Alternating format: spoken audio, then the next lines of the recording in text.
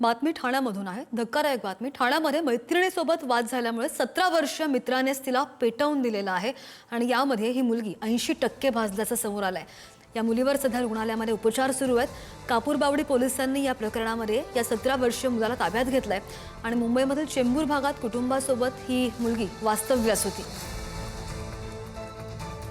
बातमी पाहतो ठाण्यामधून आणि या संदर्भात आणखी माहितीकर आमचे प्रतिनिधी निकेश शार्दूल आपल्या सोबत आहेत। निकेश, काही समजू शकलंय वाद कसा झालेला आहे, काय झालं नेमकं आणि त्या मुलीची प्रकृती कशी आता? 24 ऑक्टोबरची ही घटना आहे। ही कापरवाडी पोलीस ठाण्याच्या हद्दीत ही घटना घडलेली आहे। हे दोन्ही जी मुलगी आहे आणि जो मुलगा आहे ते दोघांनाही एकमेकांना ओळखणारे आहेत। ही मुलगी जेव्हा तिच्या दुसऱ्या घरी चेंबूर या ठिकाणी गेली, यावरनं तिचा मुलासोबत वाद झालेला होता। त्यावेळेला त्यांनी हिला मारहाण देखील केलेली होती। तेव्हा मुलीच्या आई वडिलांनी मध्यस्थी करत तिला वाचवण्याचा प्रयत्न केलेला होता। त्यानंतर या मुलाकडनं या मुलीला जीवेठार मारण्याची धमकी देखील दिली होती।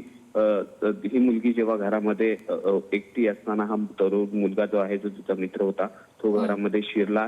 त्याच वेळेला त्यांचा वाद झाला आणि घरातून धूर निघत असल्याचं सगळ्या आसपासच्या नागरिकांना आहे, जे लोकांना, रहिवाशांना आहे, ते लक्षात आल्याच्या नंतर त्यांनी त्यांच्या घरच्यांना कळवलं मुलीच्या। त्यावेळेला तिथं गेल्याच्या नंतर ही मुलगी जी आहे ती भाजलेल्या अवस्थेमध्ये त्या ठिकाणी आढळून आलेली होती। मात्र तो मुलगा जो आहे, तिचा मित्र, तो देखील तिथं घटनास्थळी होता।